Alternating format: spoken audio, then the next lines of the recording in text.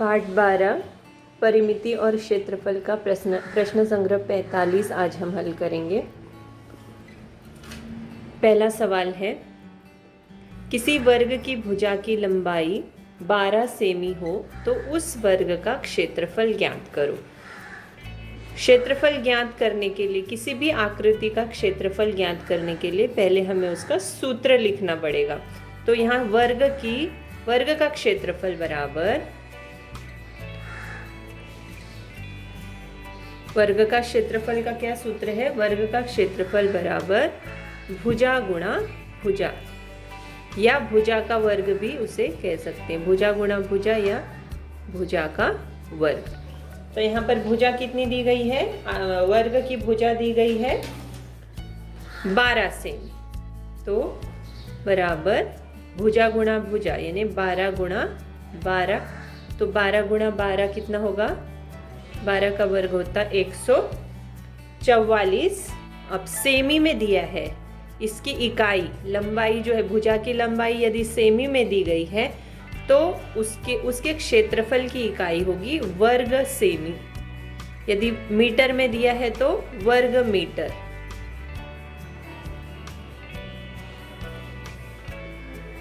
दूसरा है, किसी आयत की लंबाई 15 सेमी और चौड़ाई 5 सेमी हो तो आयत का क्षेत्रफल ज्ञात करो। तो यहाँ वर्ग का क्षेत्रफल ज्ञात करना था, यहाँ आयत का।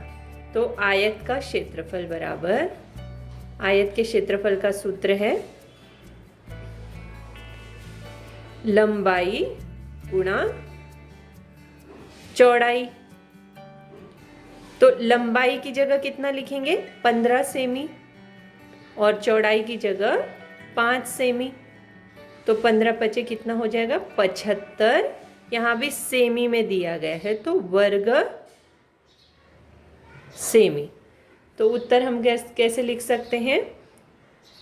आयत का क्षेत्रफल बराबर 75 वर्ग सेमी। अगला सवाल देखिए, किसी आयत का क्षेत्रफल 102 वर्ग सेमी है, उसकी भुजा की लंबाई है 17 सेमी, तो उसका परिमाप कितना होगा? तो यहाँ पर क्षेत्रफल दिया है आयत का और भुजा की लंबाई दी गई है। तो आपको पहले चौड़ाई ज्ञात करनी पड़ेगी और चौड़ाई ज्ञात करने के बाद उसका परिमाप हम ज्ञात करेंगे। तो सूत्र लिखेंगे पहले, आयत का क्षेत्रफल बराबर लंबाई गुणा चौड़ाई। अब यहाँ आयत का क्षेत्रफल दिया गया है 102, तो यहाँ आयत का क्षेत्रफल बराबर 102 लिखेंगे और बराबर की जगह बराबर। लंबाई कितनी है? 17। चौड़ाई पता नहीं है तो चौड़ाई हम ऐसे ही लिखेंगे। पहले हमको चौड़ाई ज्ञात करनी पड़ेगी। तो चौड़ाई बराबर क्या हो जाएगी? गुणा का चिन्ह है तो 17 और 102 के बीच में क्या हो जाएगा?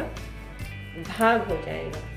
गुणा है तो भाग हो जाएगा, जमा है तो घटा हो जाएगा। तो 17 छें कितना? 17 कम 17, 17 छें 102। तो उसकी चौड़ाई कितनी हो गई? 6 सेमी। चौड़ाई हो गई 6 सेमी। अब हमारे पास लंबाई है 17 सेमी और चौड़ाई है 6 सेमी, और हमको क्या करना है? उसका परिमाप यानी आयत की परिमिति। तो आयत का परिमाप या परिमिति बराबर 2 ब्रैकेट में लंबाई जमा चौड़ाई। इसके पहले वाले प्रश्न संग्रह में हम आयत की परिमिति से संबंधित सवाल कर चुके हैं। तो आयत की परिमिति का क्या सूत्र है? आयत की परिमिति बराबर 2 ब्रैकेट में लंबाई जमा चौड़ाई। तो सूत्र में मान रखेंगे 2, लंबाई की जगह कितना लिखेंगे? 17। चौड़ाई हमने निकाली है अभी कितना? अभी 6 सेमी हमने चौड़ाई निकाली। तो 17 और 6 को इस तरह से ब्रैकेट में लिखेंगे। 2 17 और 6 हो गया 23। 2 गुणा 23, तो 2 गुणा 23 कितना हो जाएगा? 23 दूनी 46 सेमी। परिमिति को हमेशा परिमिति की इकाई मीटर सेंटीमीटर में लिखते हैं। तो आयत का परिमाप क्या हो गया?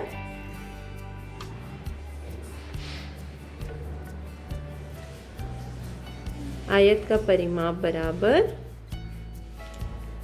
46 सेमी। अगला देखते हैं। अगला पूछा गया यदि किसी वर्ग की भुजा की लंबाई तिगुनी कर दें तो उसका क्षेत्रफल मूल क्षेत्रफल का कितने गुना हो जाएगा?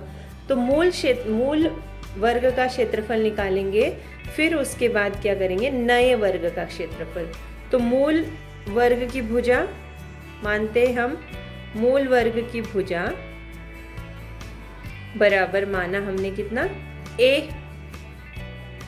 तो मूल वर्ग का क्षेत्रफल कितना हो जाएगा? मूल वर्ग का क्षेत्रफल बराबर भुजा गुणा भुजा बराबर a गुणा a बराबर कितना? a का वर्ग। ये मूल वर्ग का क्षेत्रफल हो गया। उसके बाद नए वर्ग की भुजा की लंबाई, नए वर्ग की तिगुनी कर देंगे। नए वर्ग के भुजा की लंबाई क्या की है? तिगुनी कर दी। यहाँ a है तो नए वर्ग के भुजा की लंबाई हो जाएगा 3a। तो क्षेत्रफल बराबर कितना हो जाएगा?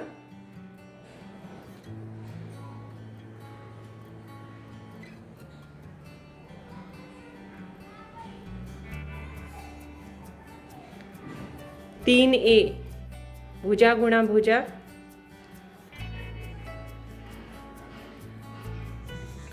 यानी कि 3a गुणा 3a बराबर कितना?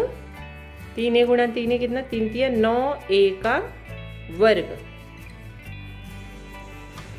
ये हो गया मूल आयत का क्षेत्रफल a वर्ग और ये नए आयत का क्षेत्रफल। अब नए तथा मूल वर्गों के क्षेत्र जो वर्ग है उनका क्षेत्र अनुपात निकालने के लिए हम क्या करेंगे? इन दोनों का अनुपात, ये नए का है 9a का वर्ग अनुपात a का वर्ग।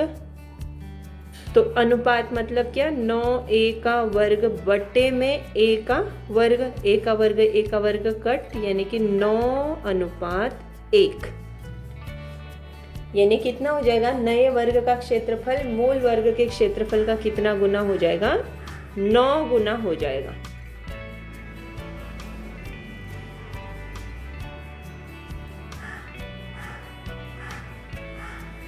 तो इस तरह से ही हमने प्रश्न संग्रह 45 के सारे सवाल हल कर लिए हैं।